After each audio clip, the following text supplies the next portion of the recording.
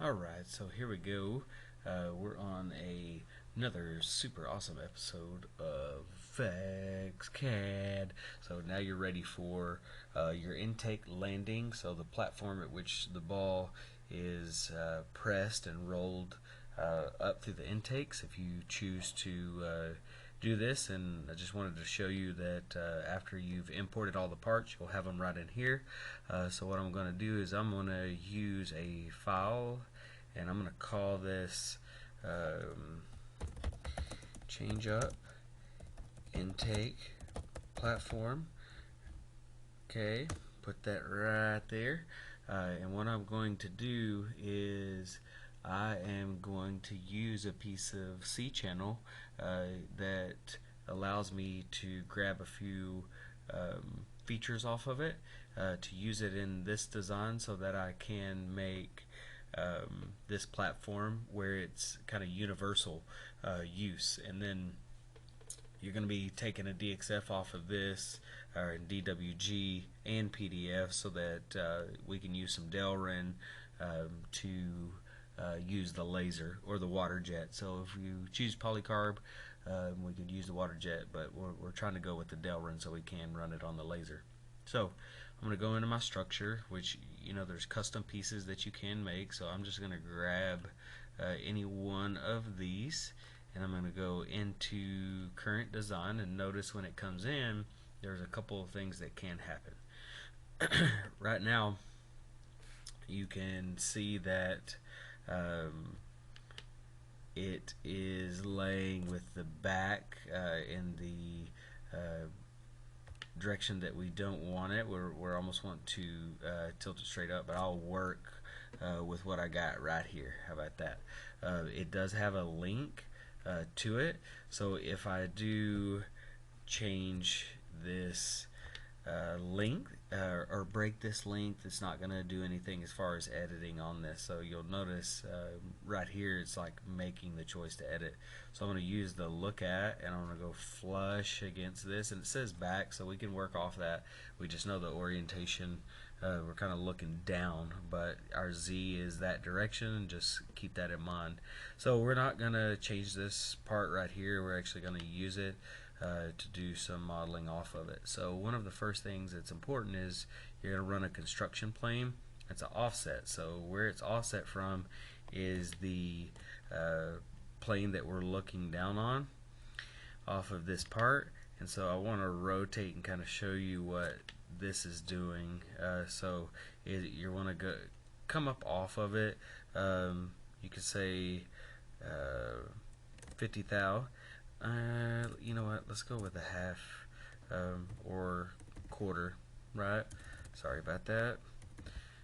Quarter offset. So that lays a plane, just like laying a piece of paper. It's like a clear piece of paper above that part. So we're going to use that to sketch off of that surface. So see that plane that's laid right in here. So we're going to do that right there.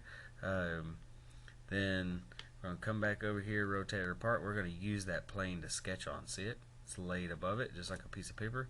Remember, I can go look at and flatten that out. And so now we're going to use the dimensions or the holes off of here, the features, to make this part. So I'm going to go into create a sketch, and I'm going to use that plane that I laid. Do not use the top of this part as the sketch. Use something that's above it. Okay, so I'm going to close out that. Remember, I still have that link, so I'm not making any changes here, but I'm going to start out with a rectangle. So if we're careful enough, we can pull off you know, the center of the grid. See the snap grids that I have turned on? So I'm going to go ahead and start off of one of these snap grids, and we know that we are allowed a 12-inch by 24-inch piece. So I'm going to go ahead and remember, we're acting like this direction is our Y direction, which we're going to just go ahead and set that to 24. Okay, then I'm going to hit tab. I'm going to make it 6, so I'm using half of my sheet you know, for this sketch. So notice this sketch is still active, right? And I've got these things locked in place, right? Because I gave it dimensions. And then what I'm going to do is we're going to start another sketch. So imagine having slots. So you got slots that are running up here from these dimensions. So I'm going to go ahead and pull off of something like this, which gives you 200 thou in the X direction, and I'm going to go ahead and do these 5 inches above this part. Okay, so that's going to give me a cool thing that I can deduct, and then you'll be able to slide your Delrin up and down on your C channel. So I've got I've got a 1/4 inch of clearance down in here, so that's good for no breakage. So then what I'm going to do is I'm going to pattern this about 3 times, and then I'm going to pattern it in the Y direction. So I'm going to pattern X and Y. Okay, so you could lay a center line, like a construction line, or a center plane, mid plane between here, mirror across, but I can use the pattern in the sketch function just as easy. So always know there's multiple ways to do things. So sometimes you just choose the ones that are going to fit your need at the time. So I can grab this and I can instantly travel across.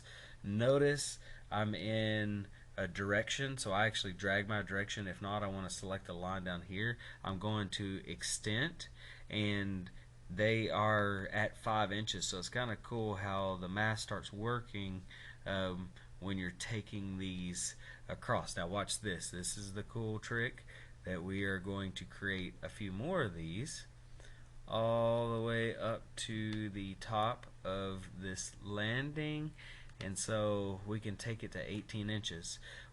I suggest leaving some material at the end, so if you're wanting to make this like a wedge or an inclined plane so the ball can come up faster, you could actually take this and bend it slightly with one of the brakes, and it would work. So if you go 17 and a half inches, I think that'll work for what you're doing. Just notice the direction type and the extents. I can choose spacing, but I'm not going to right here. So at any of these menus, pay attention to what's going on, because this is important stuff.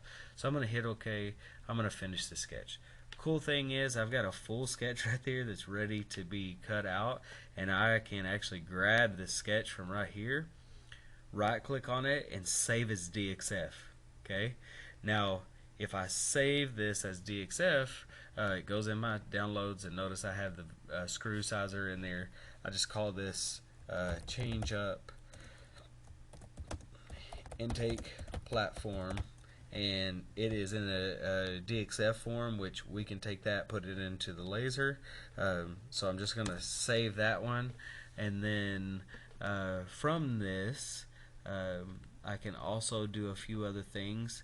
I can extrude this body, so if I was doing the full CAD on my robot, I could go ahead and do that as a full body through an extrusion, which I think our Delrin is a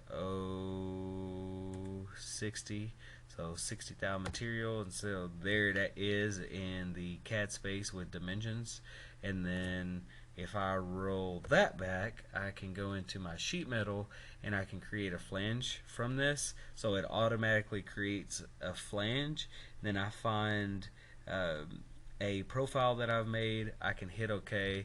And the crazy thing is then I can start manipulating this part.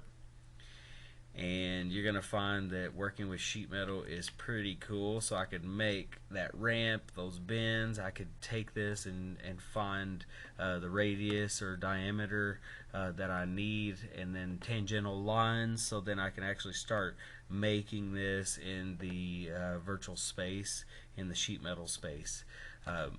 So once you have this, then I can create a flat pattern from this face or whichever face I want to be on, but it's going to grab this one.